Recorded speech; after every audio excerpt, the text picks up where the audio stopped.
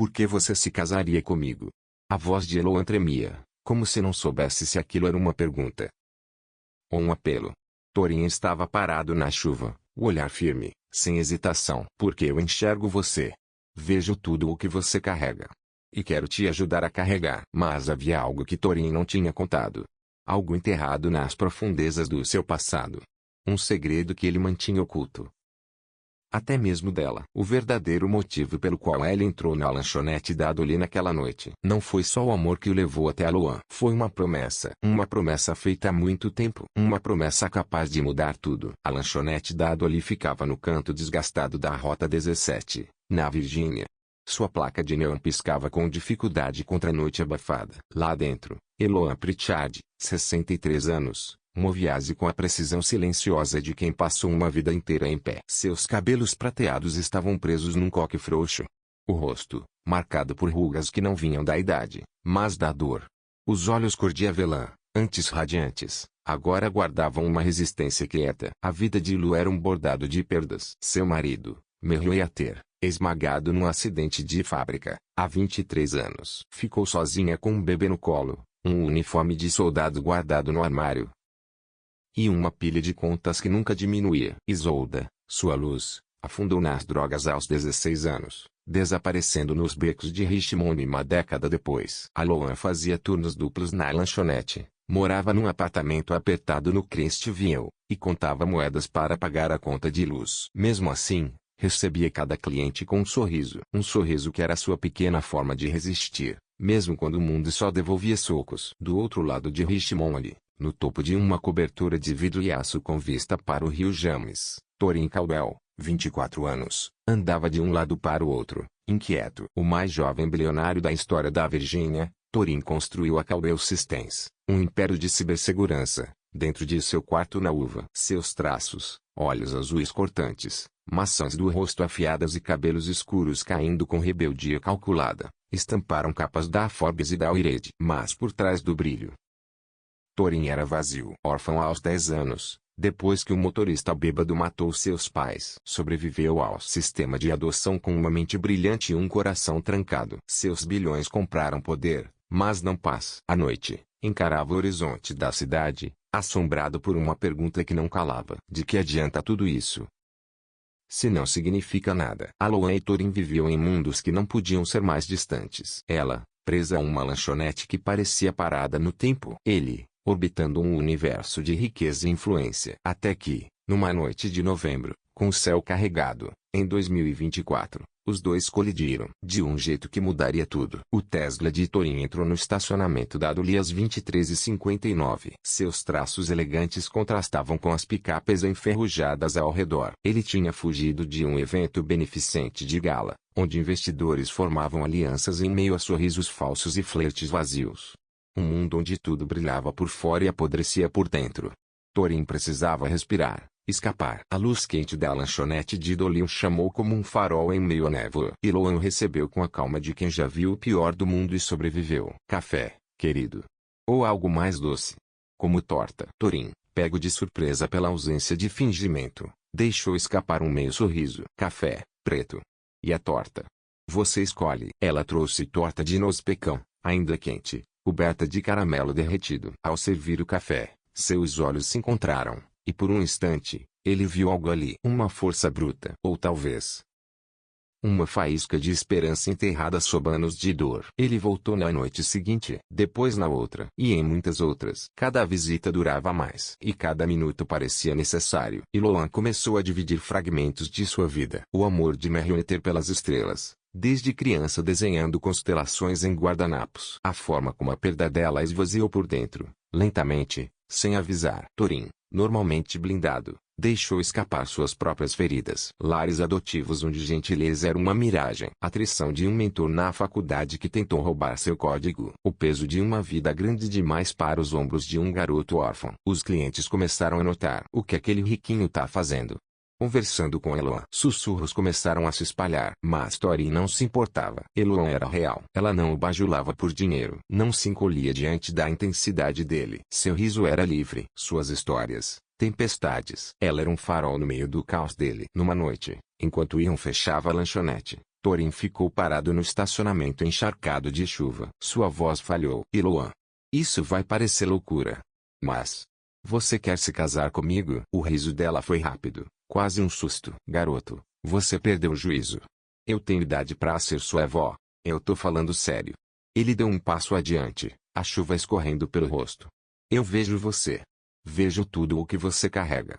E eu quero mudar isso. O sorriso de Eloan desapareceu. Ela vasculhou os olhos dele, esperando uma piada. Mas encontrou apenas sinceridade crua. Por que eu, Torin?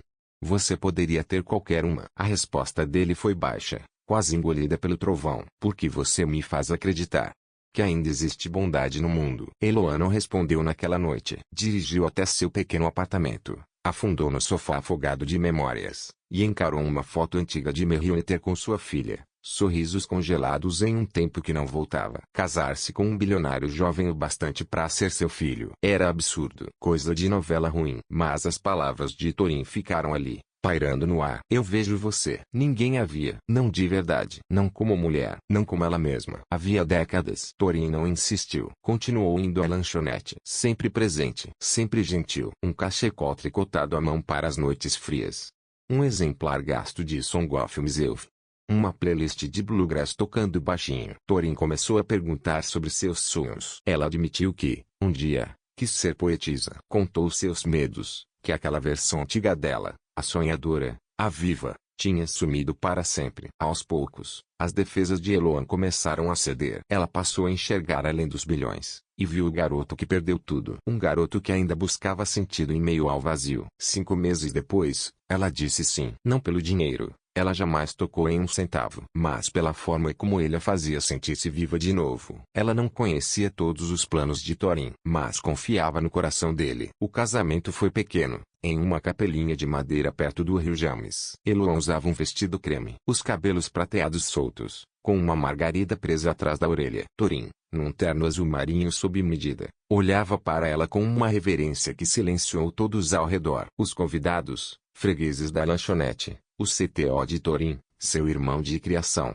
Gideon, cochichavam, confusos. Mas ergueram nos copos assim mesmo. A notícia explodiu como um maremoto. Os tabloides berraram: a noiva bizarra do bilionário jovem de 24 anos se casa com garçonete de 63. As redes sociais fervilharam com veneno. Interesseira. Surto da meia-idade. Show de horrores. Eloan sentiu os olhares na Adolis. As piadinhas sussurradas que cortavam mais fundo do que ela admitia. Torin a protegia. Mas o julgamento do mundo era uma tempestade impossível de evitar. 7 meses depois do casamento, as rachaduras começaram a aparecer. Não entre eles, mas no mistério que Torin ainda carregava. Eloan começou a notar as ligações tarde da noite, a forma como ele escondia a tela do laptop, a tensão que surgia toda vez que ela mencionava Isolda. Ela não pressionava, mas a dúvida começou a roer. O que ele está escondendo de mim? Então a carta chegou. Veio para a casa nova deles, uma casinha de tijolos, modesta, que Torin comprou apesar dos protestos de Eloan,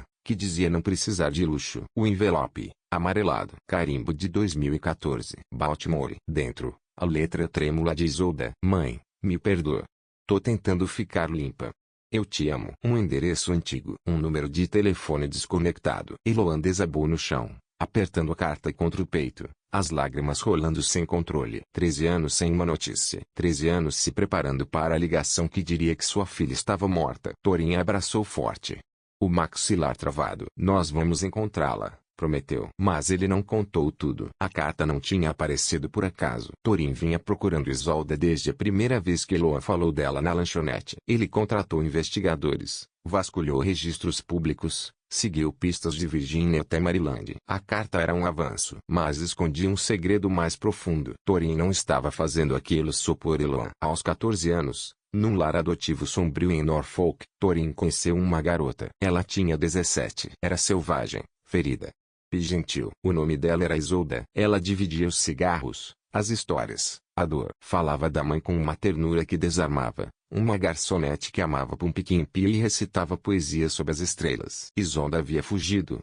consumida pela vergonha de ter roubado dinheiro para comprar drogas. Nunca teve coragem de voltar. Torin nunca esqueceu. Naquele caos, ela foi sua âncora. Uma lembrança de que, mesmo no escuro, ainda existia luz. Ainda existia gente boa. Quando conheceu Eloan, Foi como um raio atravessando o peito. Era ela, a mãe de Isolda, a mulher de quem aquela menina falava, como se fosse uma lenda perdida. E Isolda, a garota que o salvou, ainda estava em algum lugar por aí. Thorin se casou com Eloa não só para amenizar a dor dela, mas para pagar uma dívida e tentar reconstruir a única coisa que ele jamais teve, uma família. Ele manteve tudo em segredo, com medo de dar falsas esperanças a Eloa, com medo de destruir tudo caso Isolda estivesse morta. Mas a carta não era a única pista. Seus investigadores encontraram uma foto nos arquivos de um abrigo em Baltimore. Uma mulher com os mesmos olhos de Isolda, datada de 2023. Ela estava viva, ou tinha estado. Thorin mergulhou na busca, discretamente. Milhões investidos em silêncio. Enquanto isso,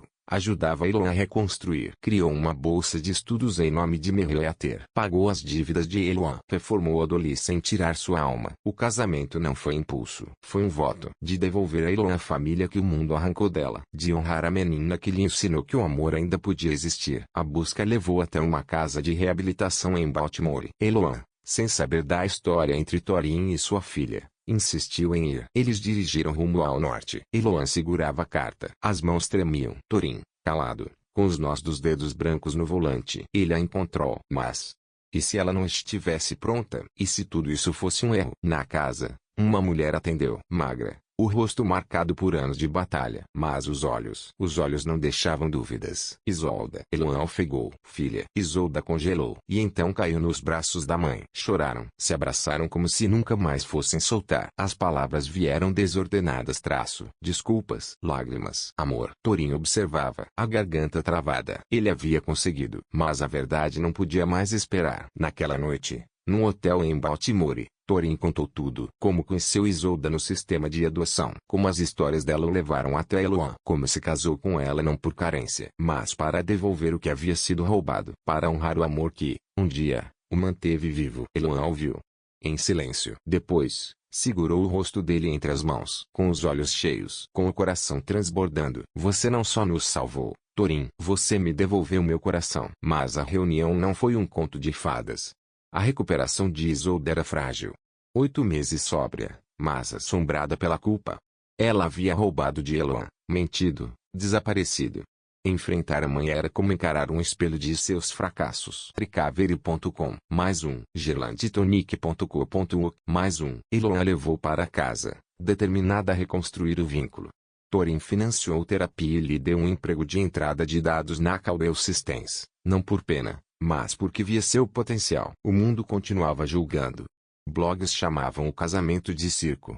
Um CEO rival, Quentin Voss, acusava Thorin de instabilidade mental, derrubando as ações da Caldwell Systems. Eloa enfrentava assédio na Dolly's, bilhetes cruéis nas mesas a chamavam de parasita. Isolda lutava sob escrutínio, sua sobriedade vacilava. Ainda assim, eles permaneciam juntos.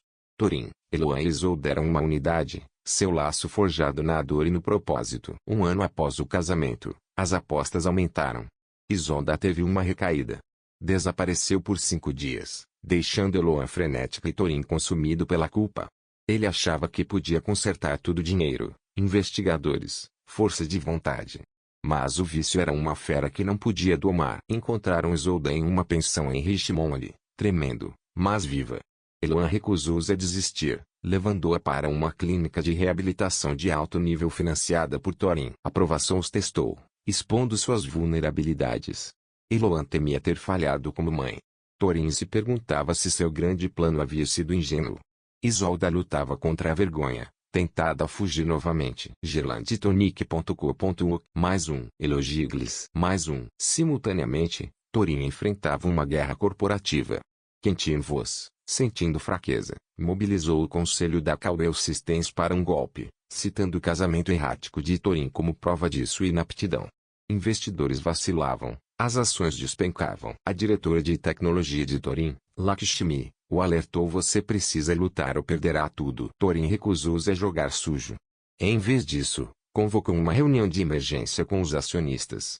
Em um auditório lotado em Richmond, ele abriu sua alma: não apenas o casamento, mas seus anos no sistema de adoção, sua dívida com Isolda, sua crença de que riqueza era inútil sem humanidade. Casei-me com Eloa porque ela me mostrou o que é força, disse ele. Não sou perfeito, mas estou lutando por algo real. E vocês? A sala ficou em silêncio. Então Gideon, seu irmão adotivo, agora advogado, levantou-se e aplaudiu. Lakshmi o seguiu. Aos poucos, a sala se uniu. O golpe desmoronou. A vulnerabilidade de Thorin, não seus bilhões, salvou seu império. Mas a verdadeira batalha era em casa. A reabilitação de Isolda foi exaustiva. Eloan passava noites ao seu lado, lendo Itman para ela, reacendendo seu vínculo. Thorin, esticado ao máximo, equilibrava a empresa e a família, aprendendo que o amor não era uma transação. Era resistência. 18 meses após o casamento, uma nova crise se aproximava. Isolda, agora sóbria novamente, enfrentava um fantasma legal do passado mandado por roubo em seus dias de drogas. Se condenada, enfrentaria a prisão, desfazendo seu progresso. Eloan estava devastada, culpando-se. Thorin, determinado a proteger sua família, contratou o melhor advogado de defesa da Virgínia. Mas o caso parecia sombrio. O julgamento era um circo midiático. Os repórteres cercaram o tribunal como abutres, desenterrando o escândalo do casamento. Manchetes gritavam a enteada do bilionário e criminosa. Eloan subiu ao banco das testemunhas com a voz firme, descrevendo a infância de Isolda, sua dor, e a longa luta pela sobriedade. Thorin falou também, revelando sua ligação com Isolda desde os tempos no sistema de adoção. Ele não a retratou como criminosa, mas como sobrevivente. Isolda, trêmula, tomou coragem e subiu ao banco. Admitiu seus erros com honestidade dolorosa, mas implorou por uma chance de reparar. O júri deliberou por 2 dias. Quando retornaram, o tribunal prendeu a respiração. Inocente. Isolda desabou em lágrimas. Eloan apertou sua mão com força. Thorin respirou aliviado, os olhos marejados. Eles tinham vencido. Não apenas o julgamento, mas uma chance de recomeçar. A narrativa mudou. Artigos exaltaram a lealdade de Thorin, a graça de Eloan, a coragem de Isolda. O público, antes cruel, passou a vê-los como humanos. As ações da Caldeu-System se recuperaram. Quentin Voss desapareceu na irrelevância. 3 anos após o casamento, o diner da Adolis se tornara um farol em Richmond. Thorin havia comprado o local, mantendo sua alma retrô, mas ampliando agora tinha uma cozinha comunitária para pessoas em situação de rua e um estúdio de arte-terapia.